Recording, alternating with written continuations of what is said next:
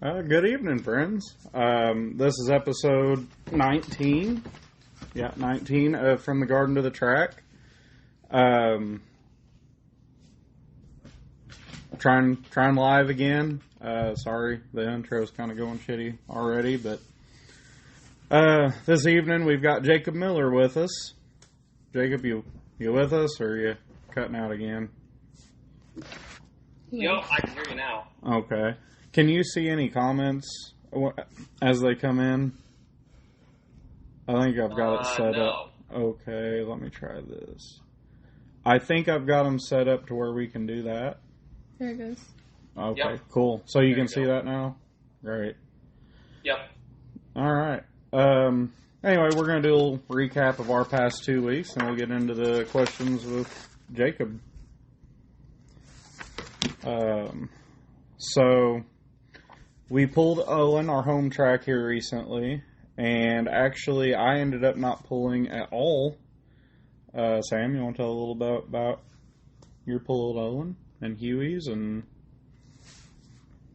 I think we talked about that on the last podcast. I don't think so. I don't think we've had one since the last one. Canada guy. No. We was at Egypt Mills since that one. Mm-mm. I pulled the Alice. It was fun. And I pulled my new one. But Aunt Yam, my other 12 horse, something happened to it. I don't know what happened to it, but we couldn't pull that one. Yeah, we were just having some ignition issues, basically. Yeah, she pulled her new one. And in the words of Mike Haswinkle, she was a rock star on all of her tractors, so that was a good time. Very proud of her. And I got my friend to pull. Yeah, we might have talked about this. We did talk about it, okay. I am correct, yeah. So we'll move on from that. Sam has started school, so we were actually talking about this a little bit before we went live here. And since she is starting school and going to be doing a lot of stuff in the evenings, she may have to step away from co-hosting. And I'm going to talk with Corey and see if he would like to kind of fill her spot until she's able to come back. So, you know, gotta do what we gotta do there. But anyway, still should be fun. Be able to do some stuff. Dylan went to Evansville. Yeah. Went to the big pull at Evansville. Jacob, did you go to that? You with us? Okay, there you are. Yeah. Did you go to the Evansville pull? Right now. No, we had a ITPA hook on Sunday. That's and, right. Naturally, we putting everything together here, 10 o'clock that night. Yeah. So. Obviously.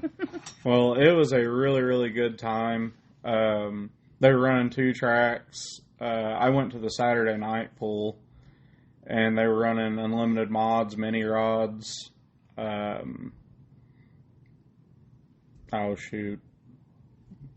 Super stocks and pro stocks, I believe it was. But it's just quite amazing how things have come with that. They've got a big TV, like a big screen.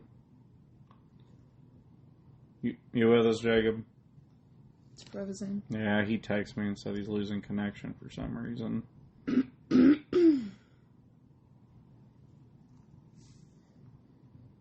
Hold on, guys. Jacob's losing us.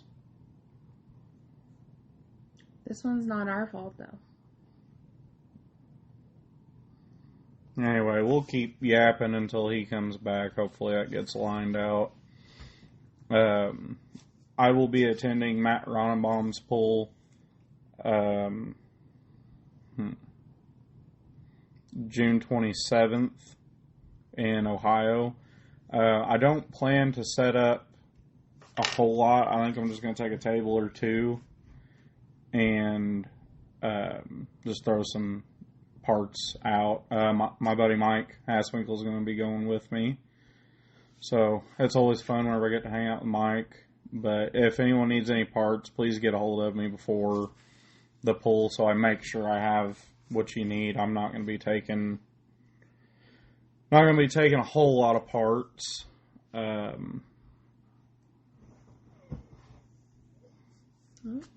Jacob just left us. Give me a second.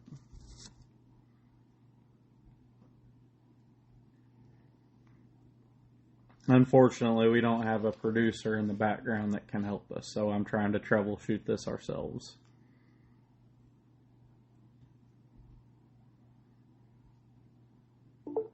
Nope. It's not a touchscreen, Dylan. Yeah, so my laptop's a touchscreen. Hers is not. You there? I'm glad he wasn't doing anything weird. But anyway, her laptop's not a touchscreen, so I keep trying to poke it.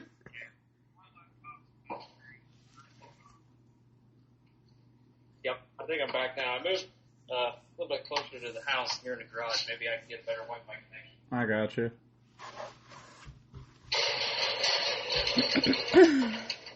I don't live in the land of Ohio like Matt Grimm's where they get free Wi-Fi, all the good stuff. Yeah.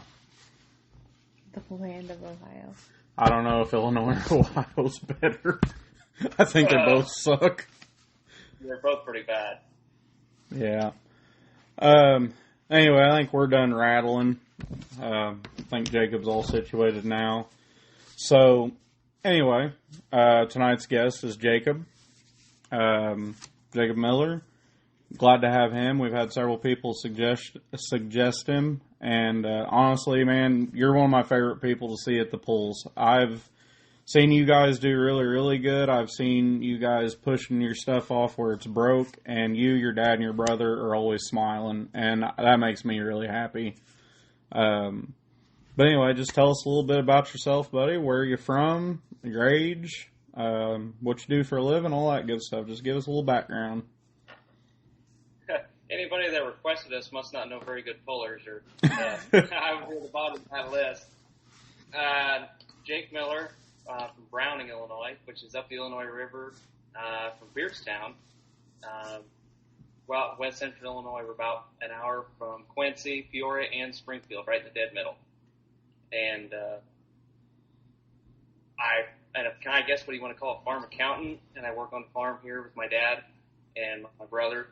And I take care of all the book work, day-to-day operations, technology, all of this other stuff, and driving a truck and all that other good fun stuff you get to do every day. Well, good. What's it like working with your dad and brother every day? There's days that it's not bad, and then there's days that you probably don't want to talk to him for another 2 days. Understand. Honestly, my younger sister works for me, and I get along very well with her. She kind of has her corner of the shop, and we call it her swamp, actually. Stay out of Brooklyn swamp. If you know my sister, it makes sense. She's awful. But anyway, she does a lot of the welding on my parts, and she's always done a lot of the welding in the shop. I do more of the...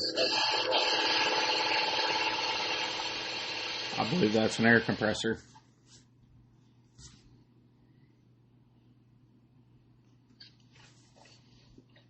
Yep. So, yeah, basically, kind of the same thing.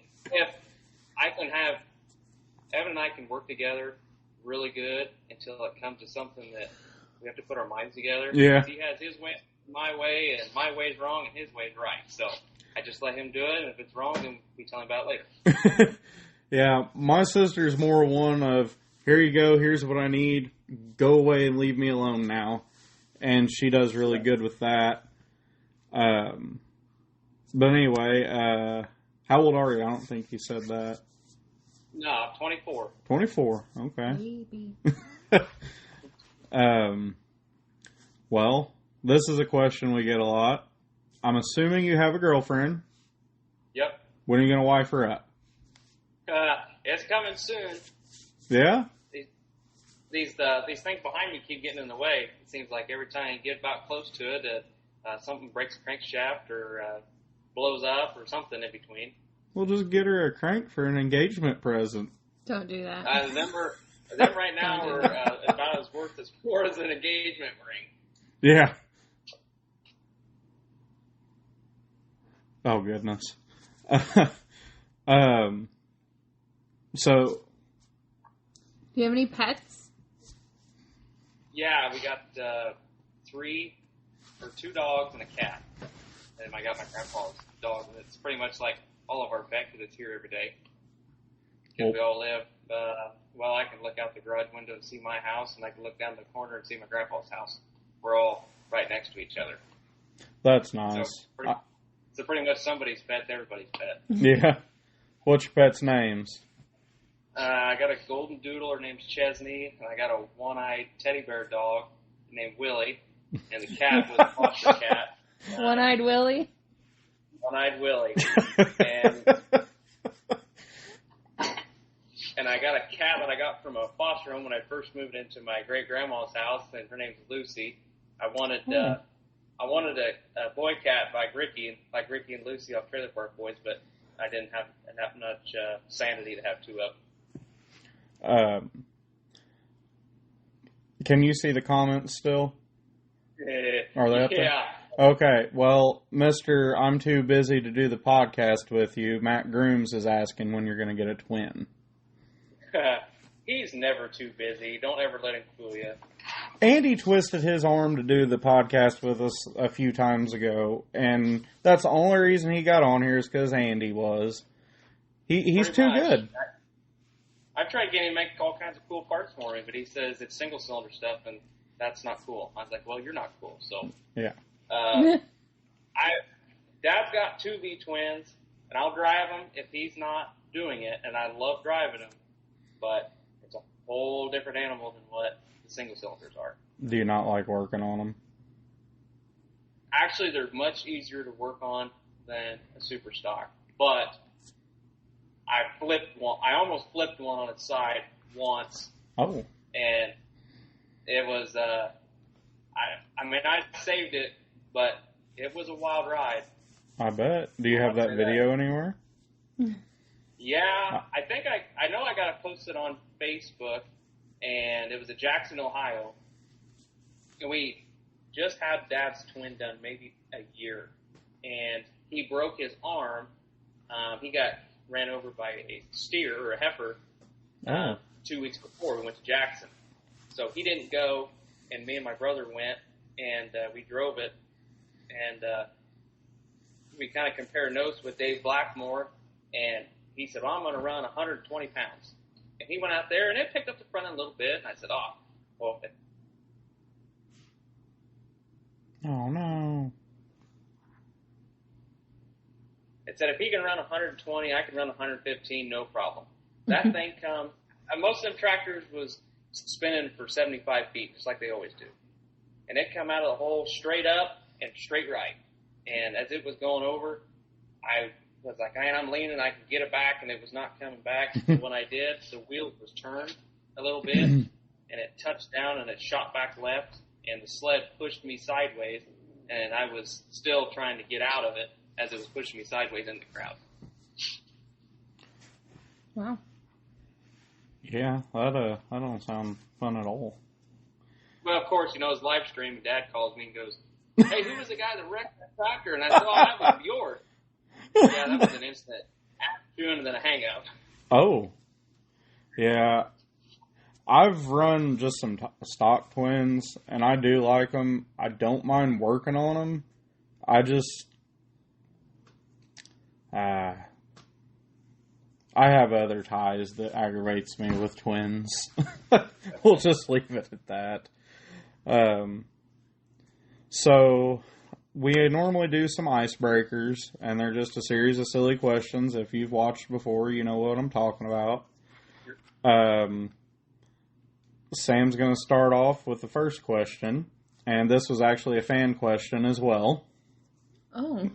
Yeah. Nosy people. Actually, do you still have your mullet, or is it chopped off? He's frozen. Oh, he's frozen. Oh. Are you There back? you are. There you are. All right. So, Yeah. do you still have your mullet? No, Okay. and there's a reason behind it. I got caught in a creeper working on a semi. Luckily, I could just unwind the wheel and get it out. And two, I must have got fat after college, and I realized that was way too hot. Well, Sam's going to lead with the questions. What shampoo do you use? Oh, well, Bath and Body Works, of course. I forget who asked that one. Who who do you think would have a better chance at winning a rap battle? Matt Grooms or Andy Farrell? Well, Matt would have to put something there about John Deere, and it's kind of hard to do anything about that. So I'd have to go with Andy, but with that, he's a lot sharper. Andy? Yeah. What would you say is the dumbest purchase you've ever made? Oh boy, there's a lot of dumb ones. Well, probably a super stock garden tractor would be one of them. Why is that? Well, we bought it cheap years ago, but man, anymore it's not nothing cheap about it. No. If we did walk-up songs like they do in sports for tractor pulling, what would yours be? Oh man. Well, I'm kind of a tight ass, I guess. But mine would have to be would be Night Train, just like the tractor, because it's cheap and just fueled by alcohol. Okay. When do you plan to have an autograph signing session? Well, like I said before, they better find somebody that's a little bit better, and I got to meet that standard to be able to do some autographs, because my performances lately, I don't think that's anywhere near autograph status. If we built a Mount Rushmore-like monument, but for tractor pullers, who's the 4 that you would like to see on the monument? Boy, there's a lot of good ones. Chuck Vogel would have to be on there. He's a good one. Kind of just thinking here in Illinois, basically, who we pull with. I'm going to have to go Bill Nip. I've seen that guy just pull things rabbit out of a hat and, do more with less, and really impressive. Which he had a win Sunday, didn't he? Yeah, ITPA? he did. And it was not a very good track, middle of the pack, and he laid it down there. And I don't know how he done it. Man, I think I have 2 more. Boy, oh boy. Man, I gotta have I would say, probably Daryl Musser in there. He just retired, but that guy was always impressive. It don't matter if it was pro stock or super stock. I remember watching him at Peoria, Illinois, or my first NQS bowl we went to, and it was just impressive. Every time he'd come out, it was impressive. I have to go with probably the 4th one, but have to be Steven Johnston. Okay. He's been around the block a time or two, and that's one guy that I just can't ever catch. Guys listening in, comment who you think would be. I think that's kind of an interesting question myself.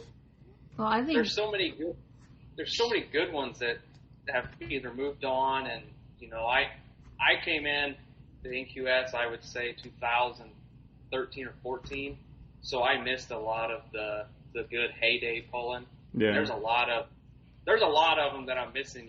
Like the Joe Cotties of the days, the Joe Whitworth, the old guys, the old engine builders, the old chassis builders, them guys, they paved the way, and that stuff's still winning today.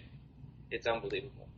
So they would have to be up there for me too. If on a driving standpoint, that's who I would do. But man, it's pretty.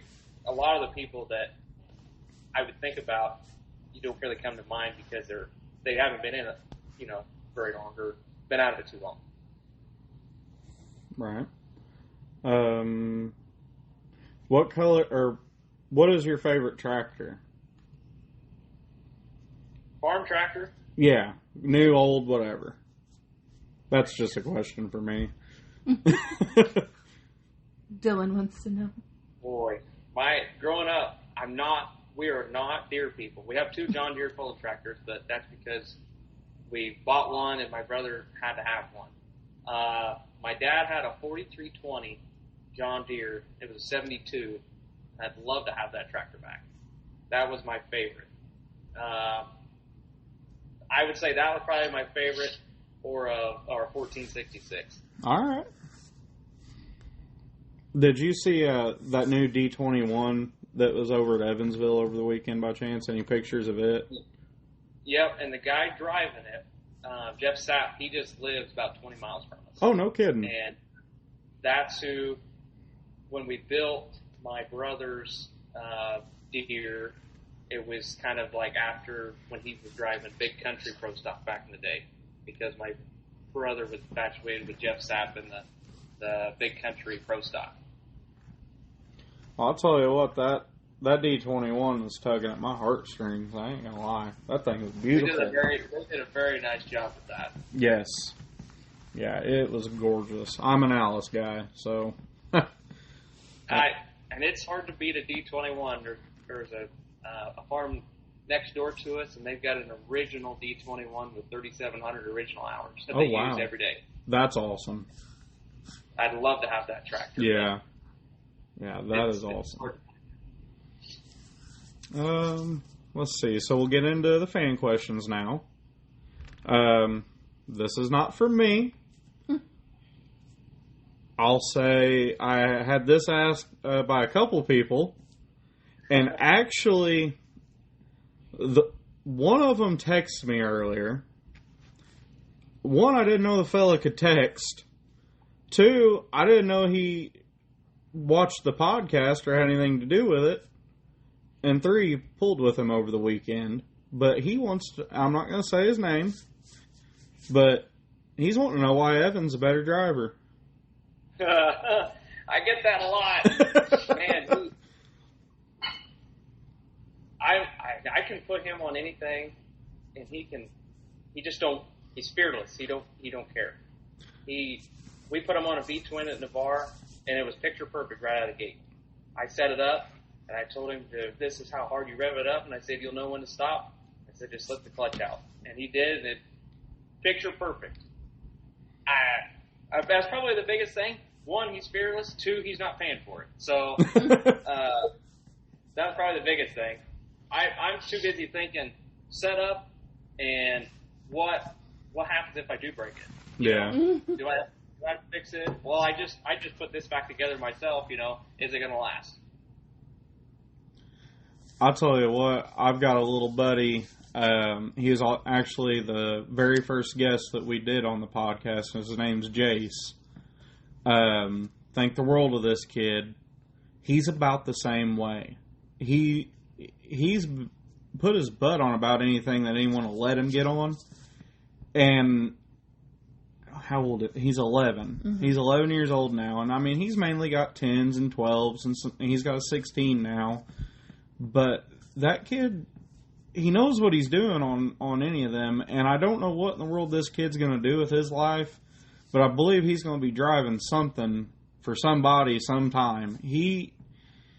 I'm not going to say he's fearless, but he knows what's going on, and he pays attention. And actually, he puts the wrench time in a lot, too. He impresses me every time I'm around him. He knows what he's talking about. But yeah, it's interesting how some people just have it. They can just, they just got it. I'm like you. I like picking stuff apart and studying how it works and all that. Hell, when she pulled the Alice a couple weeks ago, I learned a lot about it just watching her pull my tractor. It was interesting. Yep, and I learned a lot from watching him. If we're in the same heat or two different heats, I'll tell him what I did driving wise, and he can either take it or leave it. You know, he can either throw it out the window or do whatever he wants. And 9 times out of 10, I would say probably in the last 4 years, I've kind of told him, I'll help you set your weight and your gear. But I said, when it comes to picking the spot on the track, where you want to start, where you want to finish, I said, that's your call. I said, you're going to have to decide that, because I feel like every driver has a preference of what they want. I don't like hooking. I like going in a straight line. Yeah. I miss like cross track, and I can't do it. I've tried it, don't work. I do way better in a straight line. Yeah. And he can do anything. He can hook it. He can go from one end to the other and do great. And if I tried that, I would be on my lid. How old is Jacob? Or I'm sorry, Evan. You're Jacob. Evan is 19. Okay. And we both started pulling at 5 years old. Awesome. And still have that tractor today. Really? Well, we'll definitely be getting into that. Is Evan your brother? Yeah. Yes. Yeah, sorry. Okay. Sorry. I didn't know that. So. Sorry. Yeah. Sam's not met Jacob, so sorry. This is Jacob. Hi. What indoor pool is your favorite and why? I gotta say Liberty, Kentucky, for a couple of reasons. One, that's where I picked up my first ever NQS win, and that's where my brother picked up his second NQS win, and that was our first super stock win, a true super stock class win. Awesome. And but that town, if you've ever been to Liberty, it's the gate capital of the world. You know, they make all the cattle panels, all the bell rings, gates, anything you can imagine they make there. It's Preferred, isn't it? Yep. Yeah. There's several of them located in the hills, and the gate salesman for here, who has been around since my dad was 2 or 3 years old, lives in Liberty, Kentucky. And he's been coming to here for 54 years. Oh, and we would go down there, and he had his old mom and dad's house in the middle of town, and we'd stay down there with him, and we would go out to eat with him and travel the countryside whenever we got done. And it was more like it was like being at home away from home, pretty much. Dylan likes Liberty too. Yeah, that's one. And it's a track. Yeah, I've not pulled down there yet. Actually, I've been down there several times in the past few years, and both for their stock pull that they do in the spring and the NQS pulls. And, as you know, I just got my altered this year, but even for the stock pulls, I never took anything, but I love going down there. I don't know what it is about it. My buddy Corey normally goes with me, and we have a great time. I don't know, there's just something about it down there. I look forward to that one every year. And yeah, that one in DeCoin. Yeah. That one's, me and Keith Free kind of helped GHR get into that. Yeah. And I like pulling on power tracks, and that was one of them. Yeah. That was a good one. And it's only 3 hours from home, so I'll take that in a heartbeat. It's like 40 minutes for me. I went through DuQuoin this morning. Anything south of Springfield is at least 3 hours for us. Yeah. Yeah, we're down here a ways. I think you're about 4 hours from us. Yeah. Where do you live? Browning, just up to about an hour north of Springfield. No interstates can get here. It's all 2-lane. Oh, boy. Yeah, you mentioned Beardstown earlier. I think I've been up there to work before. Yeah, there's a big, it's a JBS plant now, but it used to be Oscar Mayer and Cargill meat processing plant. They would have been there. But, so how exactly does one become so legendary? Yeah, well, I guess if you show up long enough and then you just become a donator long enough, like, oh, well, this guy's pulled long enough, he just keeps throwing his entry money out of it. He's legendary at this point. That's about all I'm doing. I got you. How'd you get into pulling, and how long have you been pulling? Well, you said you started at 5, but how'd you get into it? So we used to have a club Fulton County garden tractor pullers, and they used to pull, because I live right on the county line. So I'm from Browning, but I went to school in Astoria, which is like 3 miles north of here in a little town. And they had a homecoming pull on asphalt. And the club, it wasn't the club owners at the time, but they had the sled, and they would always put on the homecoming pull there. And they had a slug of tractors. And Dad and him was always friends, and his dad was the FS manager here in town. And he said, why don't you just put your boy on that? And he said, we'll try it. And from then on, Dad and Grandpa bought one from the lawnmower shop to come in, and it was a little 10-horse, and that's the tractor we got today, and that was in 2006, 2007. Awesome. And then from then on, I think by the end of that season, we had 3 tractors, and all stopped singles by then, and then we moved up to, Dad got an Alder V-twin, and we just went all the way up from there. You said you pulled on asphalt? Yep. Do they and still? That was, Go ahead. No, they only did that, I would only say probably 3 or 4 years after we got into it, and then the home county committee decided to quit. And we don't have any asphalt pulling around here at all. That's more like a Wisconsin thing. Right. Where, They're weirdos up there. Yeah, tell me about it. Actually, I've been wanting to get somebody on here that's had a little experience in asphalt pulling, just because that's interesting to me. Yep, we've pulled a few times, but it's none that I can really remember any differently, I guess. What was the name of your 10-horse, or do you guys have a name on it? When we first bought it, it was called the Little Jewel, and it was hand painted on the fender, and then my dad repainted it as a 1066. It was a white frame cub. This is a little 10-horse, and we named it Ramrod. Nice. Let's see. Chris says Jacob's going to pull gravel one day. Yeah, the Wisconsin boys are big gravel pullers, too. Not sure how that works, but it is real. 100% real. I don't know. Really? I watched a video of asphalt pulling, and I don't think I'd like it. Yeah, I like watching the mini rods on asphalt. That's kind of cool. Yeah, they light the tires up pretty fast. So, if gravel pulling is a thing up in Wisconsin, that really makes me understand Rust-Oleum paint jobs a lot better now. They're easier to touch up. Chris Grossbeer is the king of gravel pulling. I'm going to have to get him on sometime, too. He is such a hoot. That's nicely put. Yeah, that's all we can say about it. Yeah. What's the best memory you have of pulling? Oh, man. I would say, and I got a lot, and I don't know, there's probably 2 that really stick out in my mind. When I won the Illinois State Fair last year. That was something.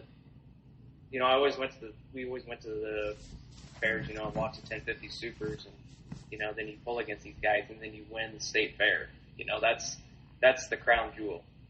And then probably my favorite one ever was this one. I probably hold my near and dear is when Evan won Princeton, Indiana, Carb Super Final for the first time. His first NQS win and a pull off. Yeah. And the guy he was in a pull off with only lives 30 minutes from us. Oh, heck yeah. And they got in a pull off, and he beat him by, I mean, it was, you know, inches that he beat him by. I mean, it was. Those are always fun. Yeah, and you know, it was just me and him that weekend. We just set it all up, and he did a good job driving. Heck yeah. Where are you going to eat after a pull? But your favorite place to go eat can be any town. Oh man, probably Texas Roadhouse is without one or Longhorn. Gotta be. You can't go to an indoor pull without going to a steakhouse at least one night. Yeah. Yeah. It's interesting. Especially if you go with Boston. Yeah, he's kind of trouble. Nah, he's all right. He'll just keep you laughing. Throw Caleb Peters and Tom in there on that. That's interesting. Yeah, Caleb was at our poll this weekend, and it was interesting. What are the names of all your tractors? Well, we got there's 3 of them in here, 2 in the trailer. My black tractor is called Night Train, and then my brother's John Deere is called Rooster, and that name comes from Jeff Sapp and Lance Little told him when you name a tractor, you name it after a John Wayne movie. He said those make the best tractor names. And then my dad's silver unpainted V-twin is $7 corn, and the other V-twin is Bad Reputation. And then the one here behind me a little bit is Little Sprout, and that tractor came from Joe Gaywatts in St. Joe, Missouri. I never got to meet Joe. I pulled a lot with his brother Dave and his son Austin for a lot of years. Great people. Joe passed away really early to cancer, and he did not get to pull this tractor very much. And so we kept the name, and it's just as original as when he was pulling it way back when. I always enjoy the stories of the names of tractors and how people come up with them. Somebody's always got something about them.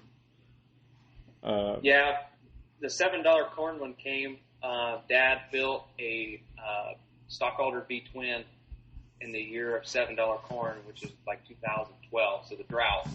And he named it $7 corn because he said that's the only reason he was able to build it. And there were so many people that love the name.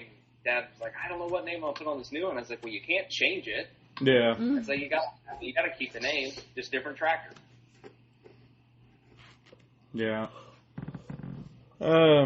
So you touched on the ITPA, and you know I'm actually going to try to make it to Cup. I'm definitely going to be at DuCoin this year when you guys pull there. And also I know you know Bradley Curzine. He's from the town I'm from. Super good guy. I really can't say enough about him. I've wanted to get Bradley and Keith and Carl Free on here, and I just can't quite bring myself to ask them. Kind of shy about that, you know how them older fellas can be. But yeah, hell, I sat with Carl out at Navarre, sat in the chair with him for probably 2 hours listening to some old stories he had, and I was like, man, this guy it'd be great for everyone to be able to hear his stories. And same thing with Bradley. He'll stop in the shop and tell me all kinds of stories. Yeah, Bradley's one of the ones like I was talking about that don't realize he's been pulling that long. Yeah. Until you go back and look at records and stuff, and he's been around the whole time. Keith and Carl Free, they've been in the garden tractor for quite a while now, but they go clear back into their early days, ITPA and the mod. And, oh yeah. Even in the TNT days. Yep. In arenas and stuff, and yeah, they were telling me all about that. I was just amazed by that. They have 2-wheel drive truck too. Yep, they have 2-wheel drive trucks, and I believe to this day they still have their single engine mod chassis. They said they do. They said it's in a barn out back. Yep. But yeah, I really would like to do one with them, even if I gotta drive to them and do it in person. I think it'd be a blast. But anyway, yeah, I'm back on ITPA. So how's the ITPA pulling different from our winter pulls to you? To me, the ITPA, the super stock for that is kind of top tier. Growing up, when them guys, they would always pull in Lewistown. And when them guys come in, those were the top dogs. And it's very, I wouldn't, everybody says, oh, I can come pull in there and I can do this, do that. It's difficult because we pull on such a I say like a wide variety, clear up by Kankakee all the way to DuQuoin. The dirt's totally different from north to the south, and it's hard. It's tough. You got them guys like Bill Nip, Keith Free, Bradley. Them guys got it figured out. They pulled on them tracks a lot.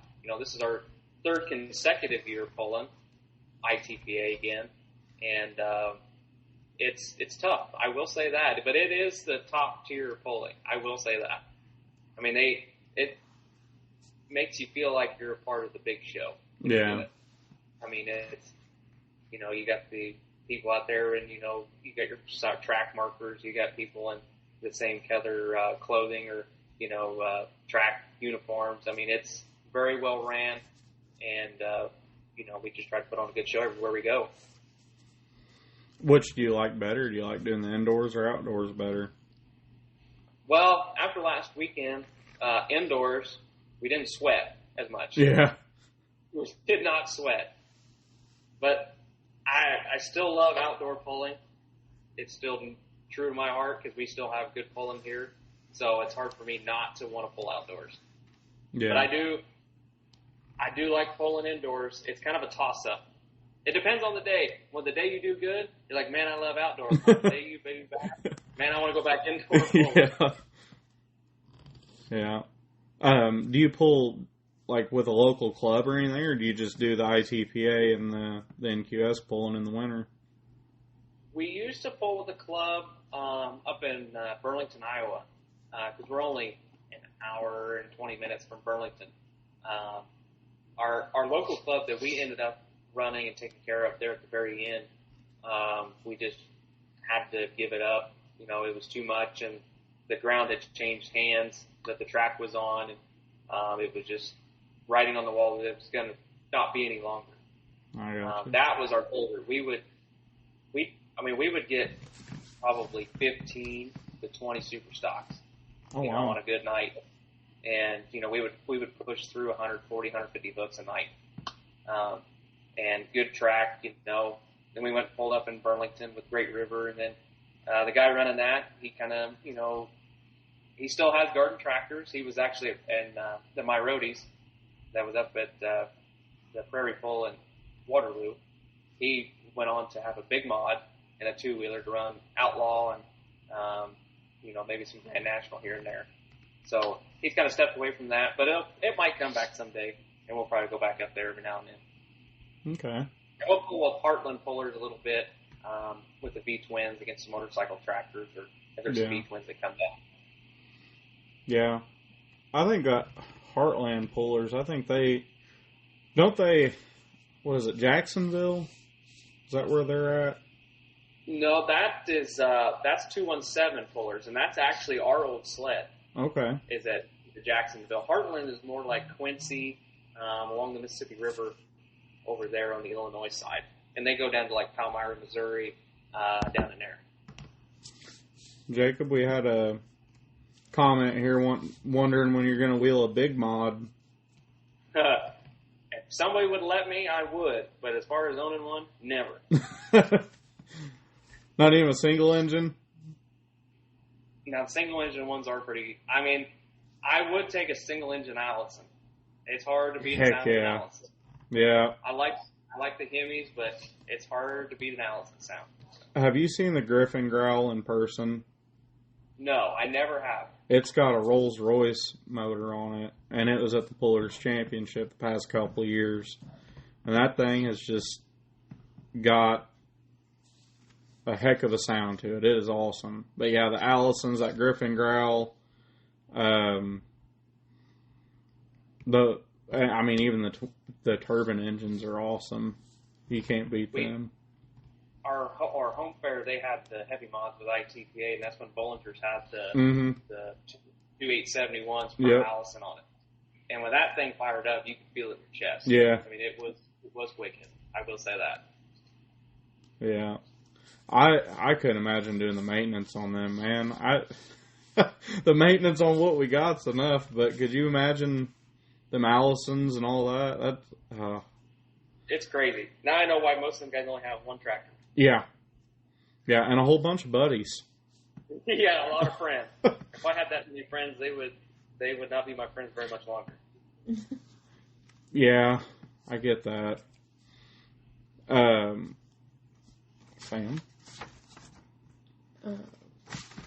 Who does it feel best to beat? Boy. Well, one, my brother. I will say that. If I'm meeting, then everybody's quiet for a while. If I can beat Steven Johnston on an indoor or outdoor, I feel pretty good about myself. Because usually every time Steve Johnston comes, I can get close, but he's just a little bit better. Yeah. You mentioned your brother's fun to beat. I asked you earlier about working with him. What's it like pulling with your dad and brother? It's pretty laid back, really. They kind of just, I kind of tell them, like, this is what needs to be done, and then they just say, okay. Oh. But when it comes to their driving style, I don't tell them nothing. They just do whatever they want, but I always just tell them, hey, I think this is a hard spot. You might want to miss it. Yeah. Okay. But it's a lot of fun. And honestly, if they did not pull, we wouldn't pull as hard as we do. Yeah. Well, you're very fortunate you got a dad and brother you get along with that you can do that stuff with. I'm hoping next year, my buddy Corey I've mentioned and has been on here, he's putting a twin together, I believe, and I think he's going to try to, run the indoors with me, so that'll make my trips a lot more fun. And they do need a lot of. The twin game is going to get kind of big, I think. Yeah. I really do, and I hope it does, because it was, 16 tractors at one time, and now we're running heats of them. Yeah. Yeah. Never in my lifetime have we ran heats at Pro V twins. Right. And it's pretty good. I'll tell you what, I know there's normally about 90 altereds, but I sure like that class a lot, just for the sheer fact of, if I happen to make qualifying, if I make the finals, you're going to think I won it over there. I'll be spraying champagne, doing backflips off the back of the tractor, So I pulled in that class at Jackson and I drove Carl Free's Blue Thunder. Oh, yeah? And I don't know how in the world we did it, but I pulled off a fourth in the finals. Oh, wow. First time driving it. And that class is tough. And that class is so, I've never knocked in guys for driving, because it is so different than what we're doing. So different. I really, really like it. I really do. I wasn't going to go that route in the beginning whenever I was looking for a, tractor to run in the winter. I was actually going to go the super route and right thing at the right time. I just went ahead and went with it. And I'm glad I did. I'm enjoying that. Carl's been a big help to me also. My first time on it was at Greenville, and he was there to give me tips and stuff. And every time I come off the track, he's over there. All right, son, got a report for you. He'll give me some pointers, and he's awesome. Been a big help. And I think that's part of the reason I like it so much is everybody is so helpful in that class. Yeah. And I'm not saying the other ones aren't, but everybody's been so very helpful. And I've been close, but I gotta go pay somebody a visit here soon. Lives a little north. I think will give me a little edge. It's a big help. It is. When we was pulling stock V twins, when we had the supers, just not that long ago, 2-3 years ago, you didn't realize how much you rely on a 2-speed box when you go back to a 4-speed versus a 2-speed. Now the guys that just have straight 4-speeds and that's all I got, they're tickled to death and they do great. Yeah. But somebody that's had a 2-speed, it's hard to go back. Yeah. This episode is actually sponsored by Jacob Miller's 2-speed boxes. I don't sell that many to sponsor anything. Let's see. What do you like most about pulling just in general? it's got to be the people we've met. I mean, I talk to probably more. In my call list, the people that I talk to, whether it's Snapchat, whether it's on a call or text, Yep. I talk to more people I've met through polling than I do that I either went to high school with, I went to college with, or I, grew up in the same town as them for years. The Western Iowa guys, we've known them for forever.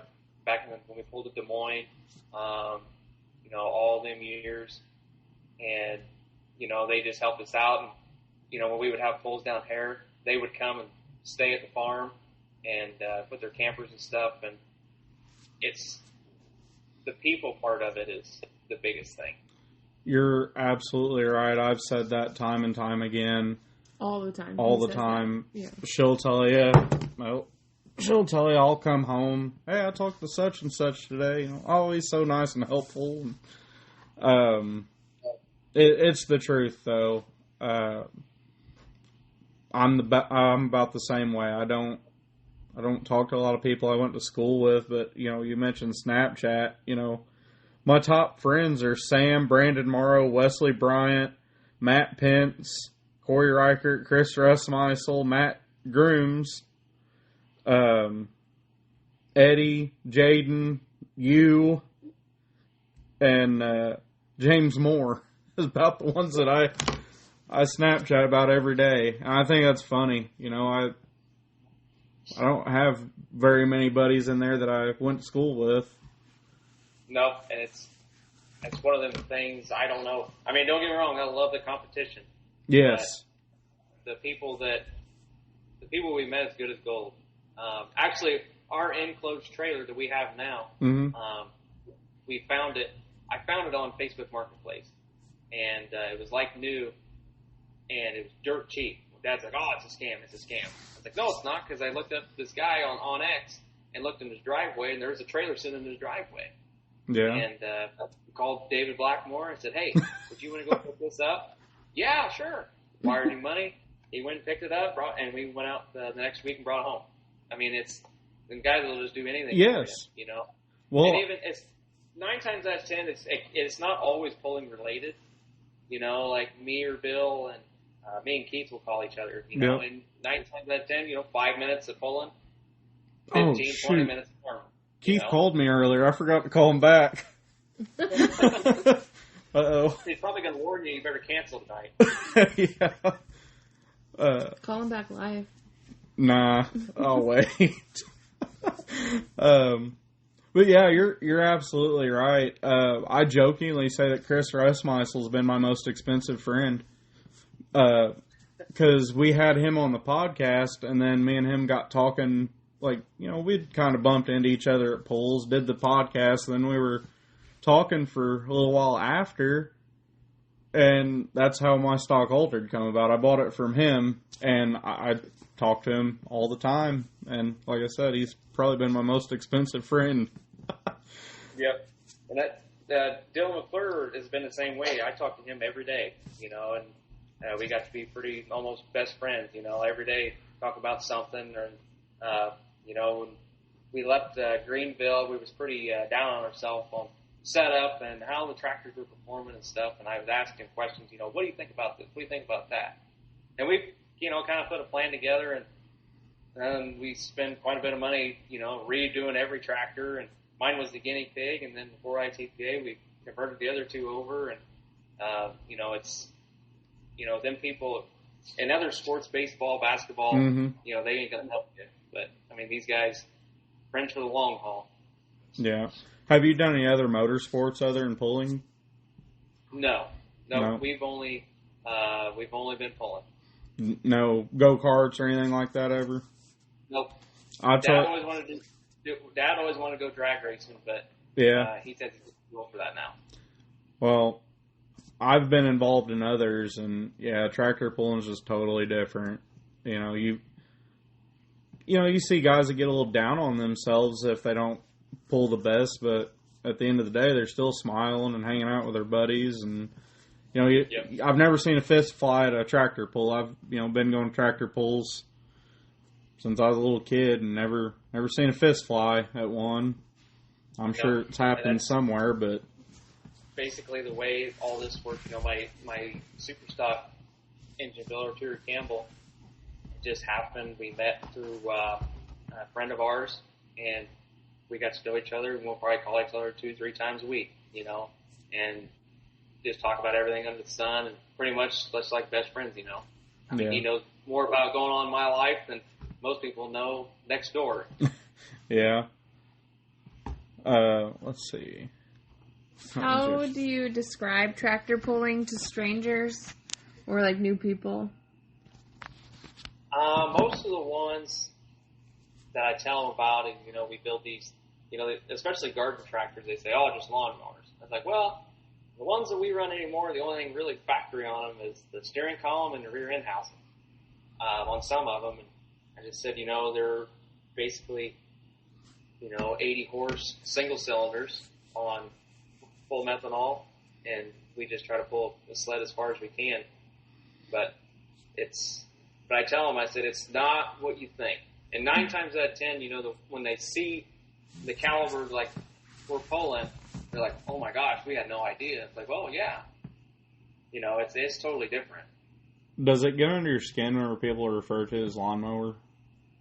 A little bit, it does. Okay, I'm glad I'm not the only one. But I don't talk to a whole lot of people that isn't pulling related, so I really don't have to hear about it too much. True. People thought at work that I was physically myself pulling a tractor. Yeah, like how far I can pull a tractor, and I'm like a strong woman competition. Yeah, I was like, no.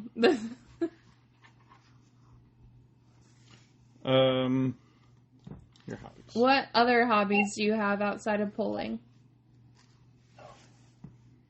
To be honest, not a whole lot. I really like. I've always loved big tractor pulling since I was a kid. Yep. Love following it in TPA especially. So I'll watch. When Bull Live has something on, I'll watch the live stream. That's my weekend. If there's a big pull going on, that's what I'm watching at night. And working in the shop, or we got so many irons in the fire that usually I don't have a time for a lot of other hobbies. But I do like collecting the Gottman pulling tractors, or the Spec Cast now, of all the replica pulling tractors that they made. And I got quite a pretty decent collection of that, and also Kinsey. I'm a pretty big Kinsey fanatic, which they're built in Williamsburg, Iowa, and they make planters and grain carts and stuff. And I'm trying to get a lot of the smaller stuff now, the older stuff, a part of the collection. Because I got most of the big, the big blue, the 16-row planter, the grain cart stuff from when I was a kid. And that stuff just always intrigues me. I love it for some reason. Kinsey's got a neat history. Yeah, we run both Kinsey planters on our farm, and we've been up to the factory to watch a planter be built. Oh, really? To see that guy come out, and we went on his farm tour, his classic tractor tour. Yeah. And that guy, you would not think that he was the guy that he is. I mean, he's just an average Joe, run-of-the-mill guy, plaid shirt, blue jeans, nothing fancy about him whatsoever. Have you, how big is your Kinsey planters? 12-row. One's a 12 straight and one's a 12-23. So, have you ever had trouble with them breaking off after the, where they lock back into the cradle to go down the road? You ever had one? No, we've never had them, but I know the 16 rows had an issue with it. I know a guy in the river bottoms down here that had a 1631.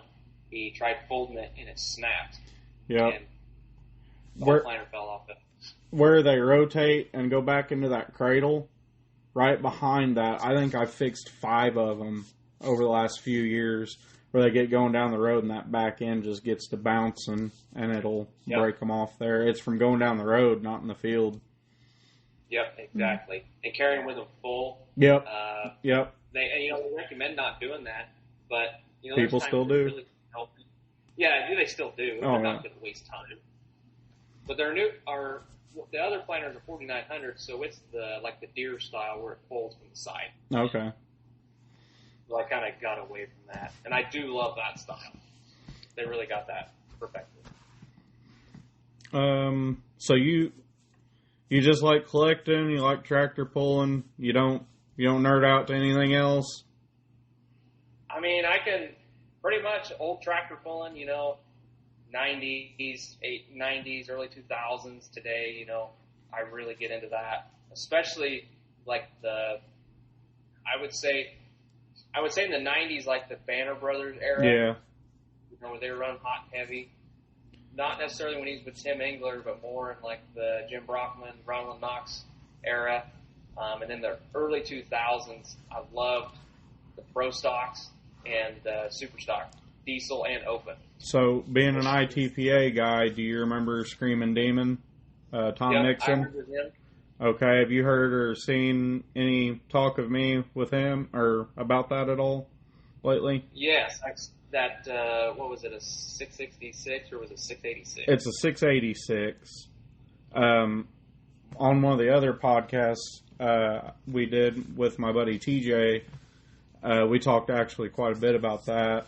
I've yet to reach out to Forrest and TJ Nixon to see if they'd do this, but so I'm real good buddies with Tom Nixon's sons. Okay. And so anyway, Tom was, my hero as a kid, and my sister went on a hunt for this the other day. I'm going to try to get it on the screen. This is a t-shirt that I remember getting whenever I was about 5 years old. And she ended up finding it the other day for me. Wow. I know it's mirrored, but can you tell what it is? Yeah. That's even got good color still. Yeah. Yeah, that's, I think I got that in 98. And the fact that it's still around is really cool. But anyway, who would you say is your childhood hero? If you're talking big tractors like that. Talking big tractors, it have to be Jeff Sapp, because he's just he's just like one of us, Yeah. He's just an old farm boy, and I remember Dad taking us. We never went to Louisville very much, but we went the year that we didn't know it, and Dad and Jeff used to haul corn together, and he said, "Hey, I'm going to be down at the farm show pulling my Pro Stock. Come on down." So we did, and we went down there and, watching Jeff pull indoors, get to sit in the tractor when you were 10, 11 years old, here in Broadbent. That's something you're never going to forget. Yeah. And that was the time he was running with Lance Little. Them two, I used to watch them come to Rushville on a jump track and stand them things straight up in the air and just take off like a rocket. It was always impressive to me. Do you remember the days, you said you're 24, so you might be right there at it, but do you remember before they started having to have cages on like the Pro Stocks and stuff? Nope, I don't remember any of that. Now, I was still in the era of mini rod pulling where most of them was wedge frame. Yeah. They would always flip over out of control. So I do remember that a lot. I can still remember the no cage a little bit, and it's wild. I couldn't imagine running any of them with no cage. Ben Swanson wants to know when you're building your sister a tractor. Well, he's referring to my sister, my girlfriend. Yeah, dirty as hell. Yeah, because he would think like that being from Ohio, but yeah, that's just northern Kentucky. Yeah, pretty much. Pretty much. We got another one in the works. It's been kind of kept under wraps, but we got another one in the works. So is that a big reveal here? It can be. It's sitting in here. It's an older tractor. A very good friend of ours, just north of us, we've pulled with forever since we started, and he got us started in the super stock game. Troy Hopping, and him and his son used to pull indoors, and they sold their tractors, and then they bought the original one back, and they pulled ITPA with it, finished in the top 5 several times. done very well with it indoors, and we ended up buying just the rolling chassis from them. And so it's in here, and then we bought a motor that was cheap and rebuilt, and Tudor's going through it and making it better, and it'll be another fuel injected piece. Nice.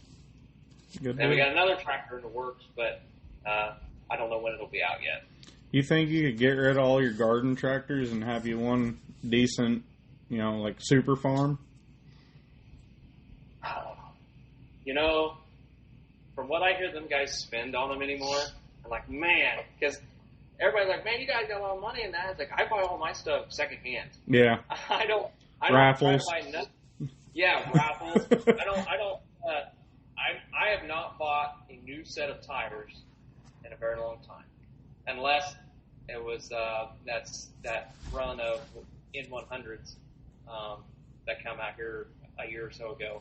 I bought a couple sets of them, but all of my other tires is somebody else's tires that they thought was junk. Nice. And, Caleb fixed me up. I took him to Caleb and said, "What do you think about this?" Well, I think they'll be okay. I said, "Well, we'll just work your magic and see what you can do to them." I said, "This is what I want." And he gives them to me, and they work like a charm every time. Oh yeah, Caleb's the guy for tires, man. We've been in with him since he's, I think, not quite. He was started, but this was like maybe the second part of it when he was in Crescent City. I remember going over there when I was a kid, and we took an enclosed trailer, 16-foot enclosed trailer, full, front to back. Everybody in our club, in like the 10 to 15-mile radius, we all took our tires over there. And to this day, he still does a great job. We probably talk once a week about stuff about, tires or just general stuff, life. He's pretty sharp, no pun intended. He's very good. His tires, engines, clutches. I mean, there's some ideas that I bounced off his head because he's tried a lot of wild stuff. Like, what do you think about this? And he either tells me you're dumb or no, you're not. So. Yeah. Let's see. I'm gonna go back to the big tractors a little bit. I asked about your childhood hero. Who's somebody that pulls now that you'd love to meet, or that might be your hero that you'd like to meet now? I'd love to meet Esden Lane. Really? I mean, I remember watching him because Mount Sterling. I'll be right back.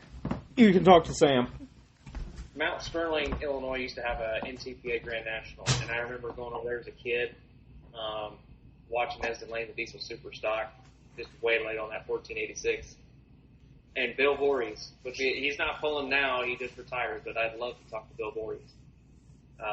He used to run 5 dump truck Chevys and just throttle the Hemis every time, and it was always impressive.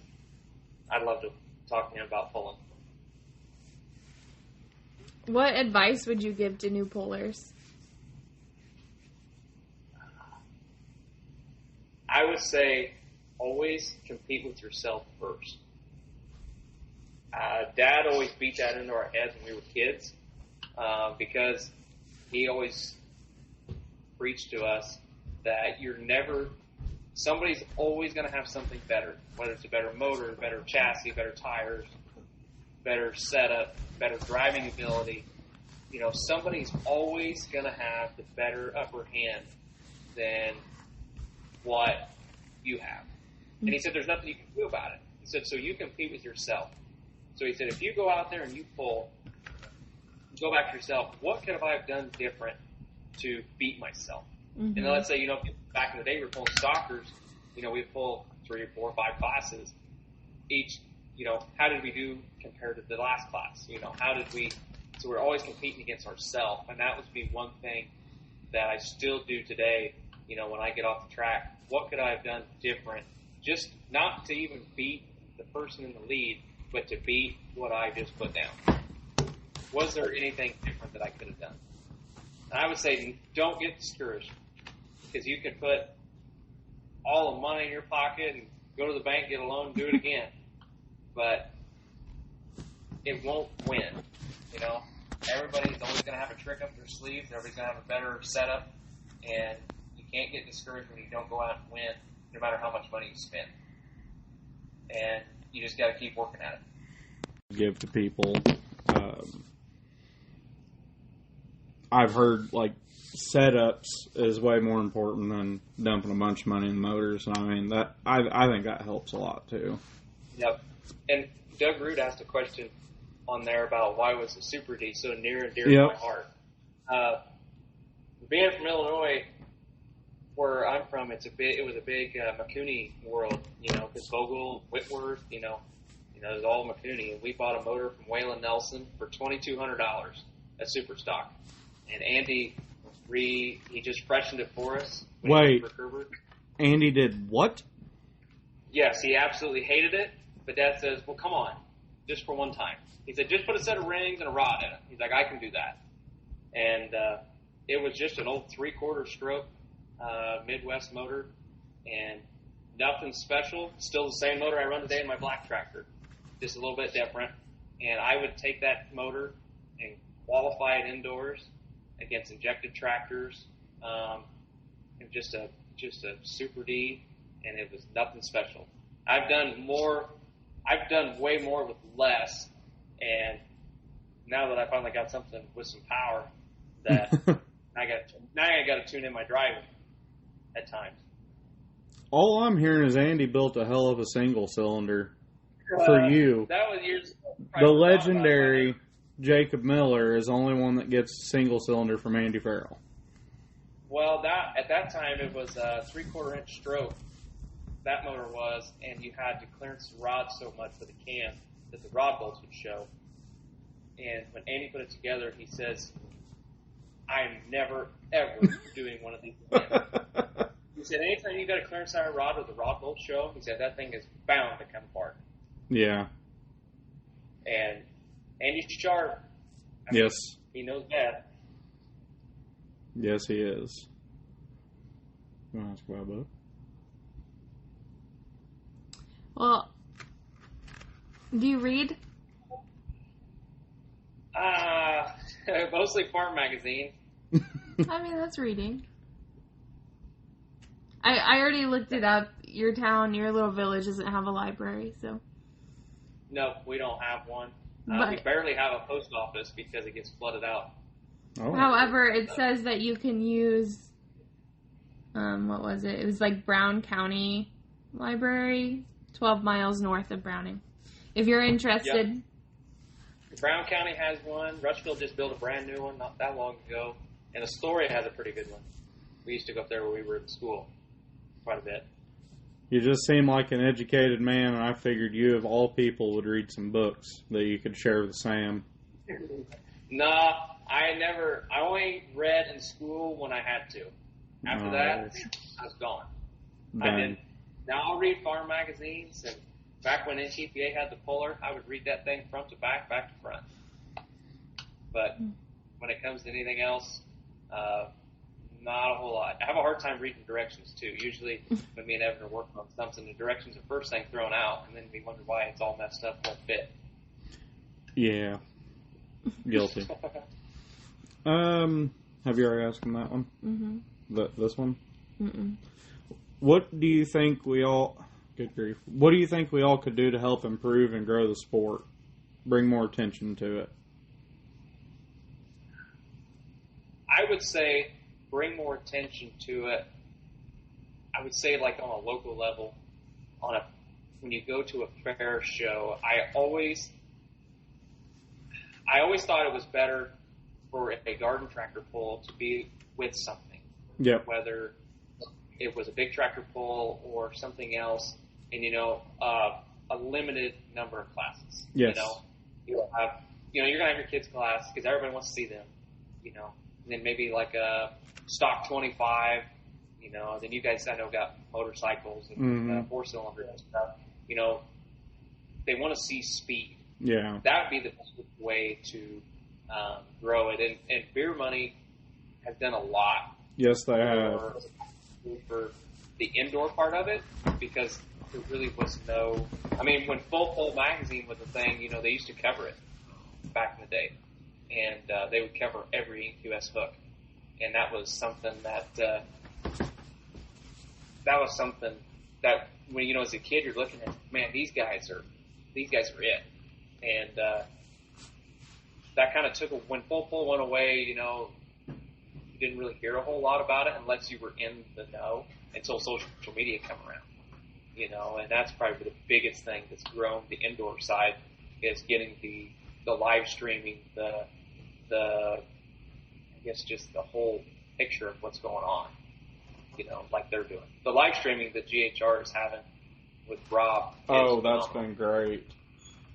It's done wonders for everything, because he does the shorts on Facebook, and he'll just make runs and post them out, and it goes everywhere. I mean, there's people uptown that's seen it, not even me. Yeah. But, other people on there like, hey, what is this? Where was this at? Were you there? And I was like, well, yeah, I was there, but wasn't me. Yeah. Yeah. And I would say that would probably be the biggest thing growing wise. I think the biggest part for us in like our club situation is we tried to work with clubs around us when ours was going on rules, and our biggest one with tires was really the biggest issue, because that's when bar tires was kind of coming extinct, and that's when the bar tires were coming extinct, nobody wanted to spend the money for pro tires because they thought they were cheating. But some clubs, there was no bar tires. And I think that's probably the biggest killer on clubs right now, especially in Illinois, is the variance in rules from, yes, hours away. I can't, somebody that has a stock tractor is not going to go full with somebody that has pro tires, because a pro tire on a good track is going to win. I mean, it's just bound to happen. I've been there, done that. Yeah. They just don't want. And a more uniform rules would grow that exponentially. So, I actually had a thought on that. That is one of the number one things that is mentioned on here, and I certainly agree. I've probably talked about it every single podcast. We've got a few clubs that we can bounce back and forth with here close to me, but yeah, if I want to go north, it really ain't going to happen. Not much anyway. I'd have to change some stuff or keep my mouth shut. But anyway, I was driving and thinking of that. I know it would be a lot more on GHR to add some of the stock classes. I know I think that's out of the question to add those to what we're already doing. I mean, good grief, they was running for over 12 hours out at Navarre. So I get that part, but I wonder if we could come up with a stock set of rules that GHR puts out there, or something of that nature for people to adopt, like a national set of rules there. And whenever clubs are writing their rules, they just adopt that and go on with it. I know having the classes is not going to happen, but maybe I'm rambling here. Is that making sense? No, I think that's right. And Julian did do that when he was towards the end of the NQS. He put out several, and you can find it in some of the older Midwest catalogs. Yeah. In the back, that he did come up with some, stock rules, and they were good. I mean, they made sense. Mm-hmm. There wasn't nothing dumb. I mean, it was all logical sense, but nobody, kind of like what I think it was Andy and Matt's deal, they can't get past the ego. Yes. Well, I don't want to change that. Yeah. I don't need to change that. This is my club, my rules. Well, that's how you run off people right off the bat. Yeah. And but I think probably, I don't know about Southern Illinois, but I know like this general area, Stock V Twins is a huge game when it comes to rules. Yeah, same. Yeah. Because when we pulled in Great River, there pretty much was none. As long as it was 25 horse, run what you run, 4250. Yeah. And I mean, there were big motors, and Andy built some pretty good ones to run with them. But you come down here, and they won't even let you run a front pulley on your crankshaft. Oh, good grief! Because it's too much rotating mass. Yeah. And then you got to run against super stocks. And I think there's there's so much variance. I think you either need a stock 25, no ifs, ands, or buts, 30 horse crank, the only thing you can run, 18 horse heads, only thing you can change from a 25, or you just say, okay, here's the rules, 4250, and then if you can keep it in the block, have at it. Yeah. Because essentially, there's only so much you're going to do at 4250 RPMs. Yep. It's not like it's a wide open RPM. You can only do so much. So, you said that Julian had that set of rules out there.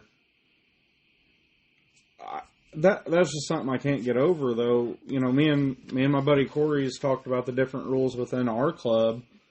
Why is it? This isn't a direct question. It's a question that I have in my head. But why is it that we can go to pulls in the winter and everybody knows where the scales are, everybody knows the direction you're supposed to go, everybody knows where we're supposed to line up, everybody knows what the rules are, and no ifs, ands, or buts. This is the rules. You're going to build to them. You're going to be legal. We're going to have a good time. But whenever it comes to local stuff, everyone wants to go whatever direction they want to across the scales. They want to pile up wherever the heck they want to in staging areas. Why can't everybody get on the same page? I'm just ranting. Sorry. No, you're totally right, and I think a lot of it is a lot of people they'll go to the polls and watch. Yes, but they don't see the inner workings of it. They don't compete in it to know everything that's, I guess, tech and check, Yeah. If something looks odd, they're going to tell you, and I think it's back to the ego thing. Is maybe they don't want to give it up.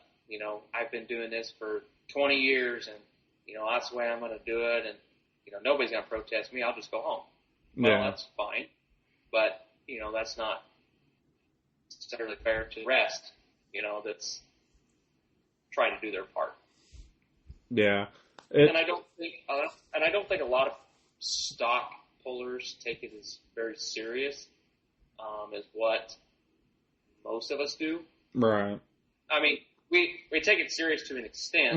We still have fun, but I think there's a lot of this is just my weekend. Yes. So I don't have to pull here. I can go to the club next door and they won't say nothing. Well, one of the things that just sticks out to me, and if you're a part of the 618 mini pullers, I think you'll know what I'm talking about, is where we put our scales and where we have like a little staging area for everyone before they hook is pretty simple. And we had probably in the neighborhood of 100 hooks our last pull. And in the driver's meeting, Corey said it and I said it, like, if you're not the class that's up or the next class, you're not to be in the staging area whatsoever.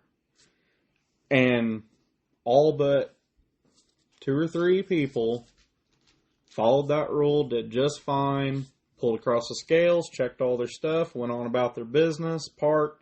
It went so sinking smooth it wasn't even funny. We've learned that from going to the big pulls too. So it helped us at our home track try to keep things rolling a little better. But the problem I had was I looked up and there's 2 or 3 tractors, the same people owned them, that's just there in the way. And it's like, why? There's so many other people here that can follow this and help this run smoothly, but it don't matter for you, I guess. But, could you imagine doing that at an indoor pool? Like, you guys running supers, and I'm like, hell, I'll get my altered up here 2 classes ahead of time, and I'm going to be in the way. Like, everyone will know I'm a goofball, and, yeah, exactly. Get your crap out of here. Like Jackson and Greenville, the little tight quarters. Yeah. Even DeCoin. Yeah. Even DeCoin, single line. Those are kind of places that you better be on top of your game and make sure you're in line and all that stuff and no monkeying around. Yeah. If you can't stay with the tractor, find somebody that could be. Yep. Usually they're generally good about pushing it up, with, friends with somebody behind you. Yeah. Or whatever, but I think that's a lot of it is they don't go to that part and they don't see the simplicity of it, how much smoother everything goes. Yes. Well, that being said, though, I wasn't at this one. This is just what I've heard. But Jim says hi. It's bedtime for Jim. But anyway, we had a pull a couple months later after the NQS pull in DuQuoin, and me and Corey talked about it. Hi, Andy. Nice of you to join us. Sorry. How about them singles, Andy? Yeah. Also, since I interrupted, Rob commented on here whenever we were talking about him, and he said thank you. Rob, we can't say thank you enough for what you do. Like, we really appreciate it. I don't think you'll ever understand that, how much it's appreciated from all the pullers. I'd like to have you on sometime as well. There's a lot to learn from his videos that I think a lot of people miss out on. Absolutely. We try to video everything, but video quality that he does and the different angle. Yes. You can see how maybe the driver reacts to the tractor and how maybe it upsets it or hurts it or helps it. It goes either way. Videos have helped me more than anything this past season indoors. Being able to watch where I've moved a little too fast or where I've done things wrong and just how the tractors react. And it's been very helpful. And, again, thanks, Rob, because I wouldn't be able to see that if it weren't for you. And, hell, he sits up there all day without a complaint. He's just happy to be there, seems like. That's right. But, if you guys are at a pull and see Rob, just tell him thanks, because it's awesome. But, anyway, I'm going to go back to my rant, if that's okay. So, yeah, we had a pull a couple months after the NQS pull and set it up basically the same. And it was freaking rocket surgery to some people. It's just a line. Just keep it going. I don't get why it's so hard sometimes. But I'll get away from that now. Because I could go on and on and on. And on. So anyway, we're getting... Excuse me. We're getting...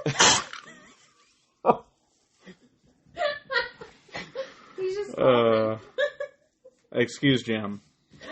So, anyway, we're getting close to the end here. Jim says it's bedtime. Give us a sales pitch on your 2-speeds. Give us a good advertisement. And then I'm going to have you explain them like we're 4th graders. It's probably one of the simplest ones on the market. It's barely just a bolt-on, bolt-on and go. You just got to do a little bit of modification. Fairly easy. I always try to keep parts in stock if gears issues aren't a problem. That's always, right now, it's a pretty big issue. But I always keep parts on hand. I always answer any questions if somebody has some or any problems. I try to do everything I can to help out the guy that's buying it from me. Just like if I was, put it into my own thing. I try to make sure everything's taken care of just like it was my own. Yeah. So how did you get into doing those? Because isn't it the Nichols design? Can you explain that? Yeah, so we bought a couple of Nichols ones towards the tail end, and then Russ started to get into two-wheel drive trucks.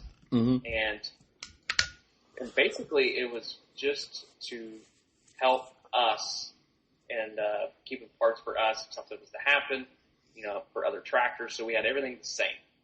And the problem was we couldn't get any more. We could not order any more. Couldn't get a hold of him. Couldn't get parts. Couldn't get nothing. And a machinist reached out to me about making them because he could not get the gears. And at 17 years old, I called a True Gear and I said, "Hey, can I buy so many sets of gears? Yep. How many you want?" And at 17 years old is when I started and bought the gears and shafts from them, and just started from there. And I think this is the 4th or 5th batch now and I think this is probably close to 80, 85 of them. So do you machine the housings, or do you have that machinist you mentioned do those? Nope, he does that. He sends it to me, and it's all done. And then I put it together with the ratios, and then put the bearings on the shafts. If I know that the shafts are not right, and try to make sure everything's fixed to when it goes out the door. Basically, I try to be not necessarily the manufacturer, but the supplier. Okay. Because I even tried to supply the Russ boxes themselves, the ones that Russ made. Yeah. And he still makes some of them, you know, if you can get a hold of him, he will make them. And that's totally fine. You know, but I still try to help people that's, you know, had them, you know, from over here, Wisconsin, Kentucky, East Coast, you know. I try to help whoever I can get parts so they can get on the track, or help them with some ratios or however. Okay. So, not shit talking, but how is yours better than others? Or like, why would yours be more of a benefit than others? And you don't have to say brands, because we're not talking crap here. Just like, Right. what's the benefit of yours over others? I will say, when it comes to, if you ever want to change, we can swap overdrives. You can change your front bowl gear and your top pinion in the front, just like you would a regular reduction housing. It's just a little bit different. You know, it's better than changing all your gears in the middle and taking the whole transmission completely down. And I would say, you know, we've ran one in my black tractor since 2014, and we have beat on it and beat on it and beat on it. Hard, good tracks, fast tracks, jump tracks, you know, crank. I mean, that specific tractor had a lot of cranks broke in it, and not one time has that ever failed. I've very rarely ever had any issues with it, unless it's a rear bearing in the case, you know, something small like that, but they're very, very reliable.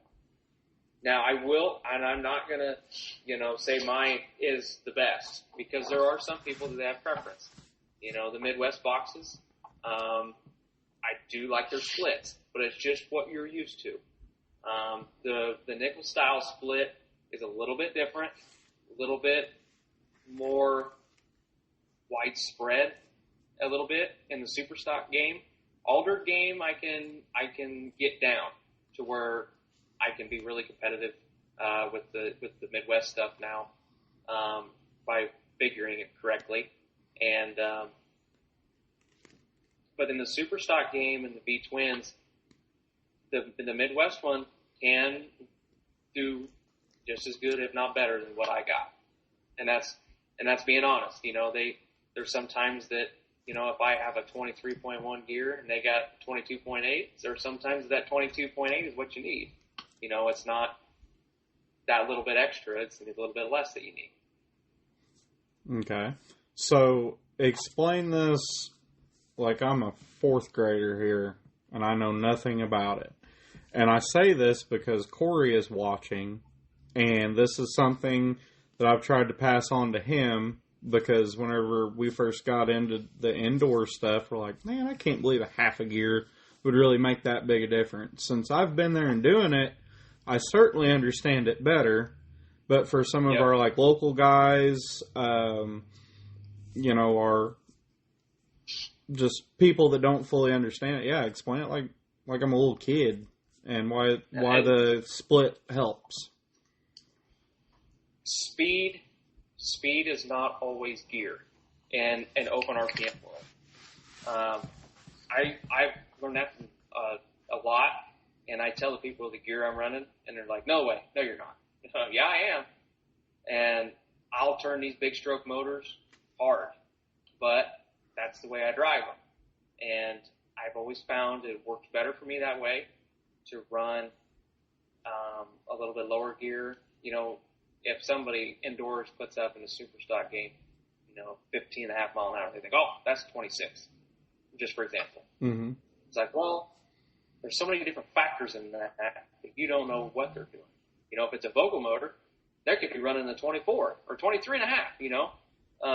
But me, with these big stroke motors being so torquey, that I have to be very precise on my gear because I can't overlug them because on the slam sled tracks, I can't bring the RPMs back up to take off with the speed. But on like power tracks, I can use the torque to my advantage. But it's just such a fine line but having those splits can help you kind of tune in to where you need to be on that, and knowing kind of in a general consensus where you're going to be. If you're in a heat of 20 or whatever, and you're laps in the heat and track's going away, you're like, well, maybe I can go up a half. That's a big help, a really big help. So, correct me if I'm wrong, but this is kind of how whenever I had my light bulb moment with the 2 speeds, and whenever I realized, okay, I got to do something here. It was actually the moment that I walked over to you at Navarre and said, put your phone number in my phone, I'm going to call you later. That was whenever it clicked with me, and I think we had just pushed Boston's tractor off the track.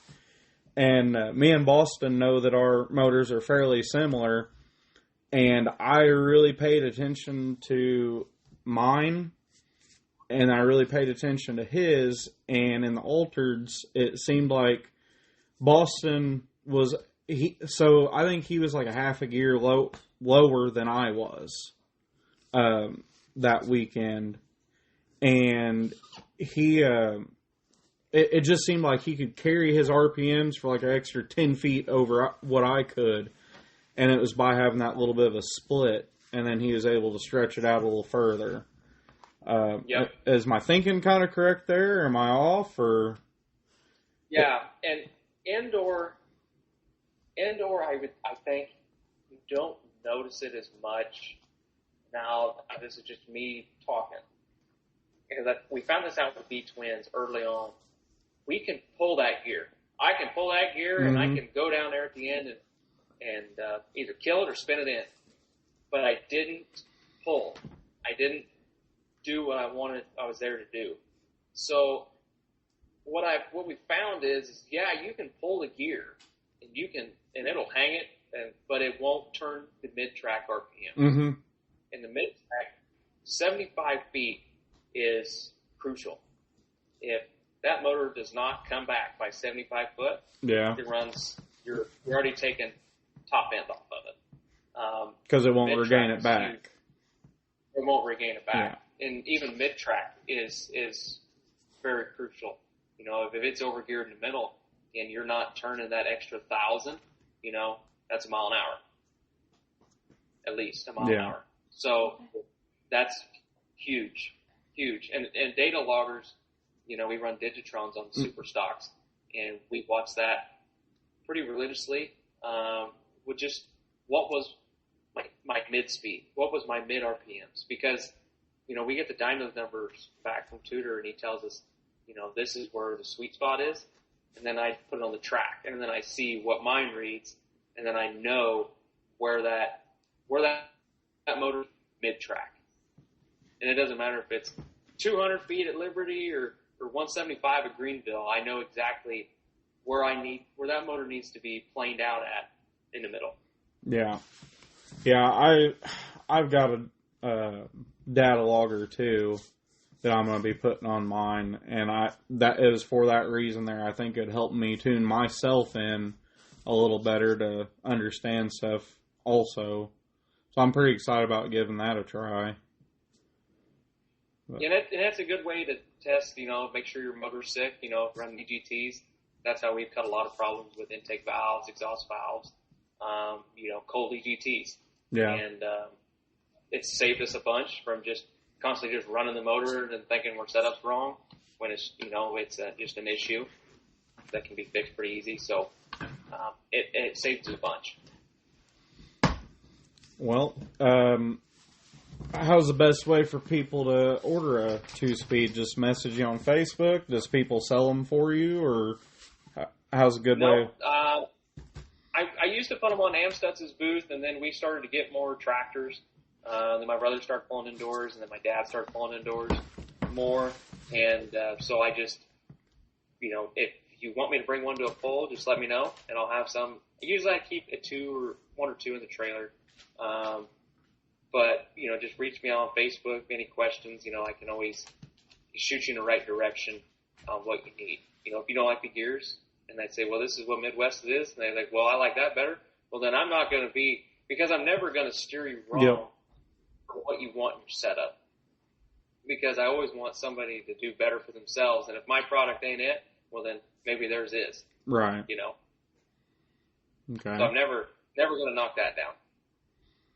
I've found, especially in this world, that honesty is one of the best salesmen you can have. Just for instance, I had I had a couple guys reach out to me this past week looking for some seat boxes. And I'm like, one, I'm out, and two, the measurement you're asking for isn't what mine is, but I believe Brian's is. And I sent them to Brian.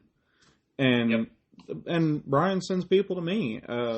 Kevin sends people to me. I've found that even on the vendor side of things, everyone's just genuinely trying to help each other, whether it's vendor for vendor or sending customers to the right place. And I think that's great as well. I think that's got a lot to say about everybody. What's the word? Everybody's integrity. Is that a right word, library lady? Okay. Yeah. So do you want to say on here what the prices are, or would you rather people reach out for you for that? No, they're $1,650 still at the moment, until I get different gears in, until maybe see what pricing is on that. And then I always just charge a flat $25 shipping, fully insured. And that's everything you need except the brake components, which is the pucks and the plunger, and the locking system for the handle. And then you'll have to shorten your drive shaft. Mm-hmm. I think it's 3/4, 7/8 of an inch. And then once you do that, pretty much bolt on and go. So, if I remember right, you told me that this replaces the reduction housing, correct? Yours does? Yeah, it's a billet replacement, and it's a little bit longer, and it goes right into factory holes, no issue. It's not any taller, and I think from when I weighed it, it's about a 5-pound difference between it and a factory cast housing, gears included.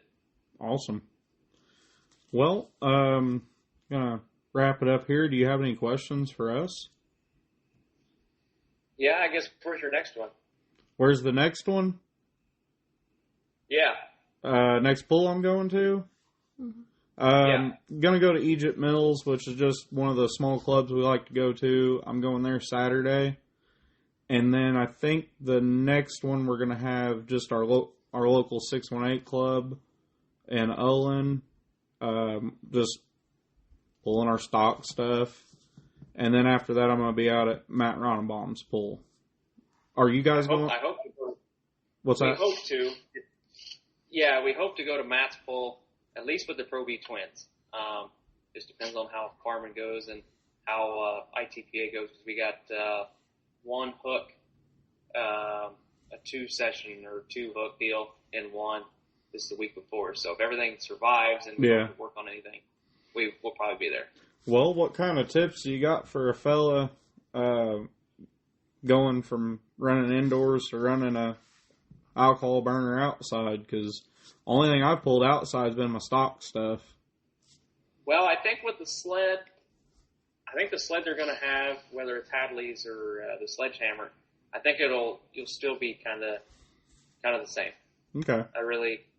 Now, if it was like the John Krantz and Bill Nip sled we pull all the time outside, that's a whole different animal. Yeah. How so? It's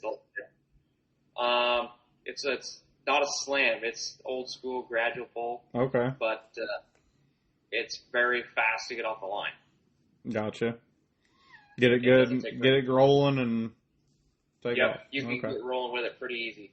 I think this summer, Dad, we pulled down a Perry, and he was like in the upper 17s, 18 mile an hour with Pro V with it. Oh, wow.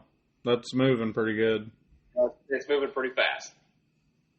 Are you planning to go to Robert Lear's pool down in Billings by chance? It depends also about when the pull in Perry is going on. We always try to go to that one. We've been going to that one, oh my gosh, since I was in elementary school. And we went every year. And we always try to go to that one for sure. And it just depends on what happens here on the farm. If we're almost in the field cutting beans or something. Usually around that time frame is really, really close. I understand that.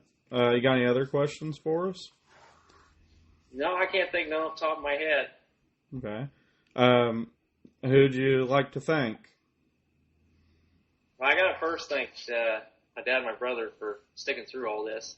The last couple of years ain't been great for pulling because we broke a lot of stuff. Yeah. I got to thank Tudor Campbell for always working on our stuff and making it top notch, just like his own, and doing such a great job for us, and being like a best friend. I got to thank Andy Farrell and Matt Grooms for all they do for on the V-Twin program. Andy, Dad disintegrated that one motor at DuPont. Andy had it back going by March 1st at Jackson, and it runs better now than it ever has. So he does a good job for us, and Caleb for always getting our tires cut, and always helping us out, whether he's out of pull or not out of pull. Watching on the video, tell us what he thinks, and tire pressure, all that stuff, and Dylan McClure for always helping us indoors at the polls, and even outdoors too. I'll send him videos and stuff and ask him what he thinks, what I could have done different, what he thinks about it, and just all the guys that help us everywhere we go, pretty much. There's a lot of people behind the scenes that you don't really think about all the time, but they help you out a lot more. I mean, the Western Iowa guys, every time we go somewhere, they're helping us or we're helping them. Oh, yeah. That's a good group of guys. Yeah. A little rowdy, but they're all right. Yeah. You got any suggestions for other people to ask to be on the podcast? I would say I'd like to hear from Mike Nelson. He's a good one. He acts like he's not a puller, but he's very hard to beat. He's very good, and Brian Peregrine would be another good one. Me and Brian has talked back and forth a little bit about doing it. I was actually going to have Brian on a few episodes back, but he was gone camping for the weekend, didn't have good enough internet to do it.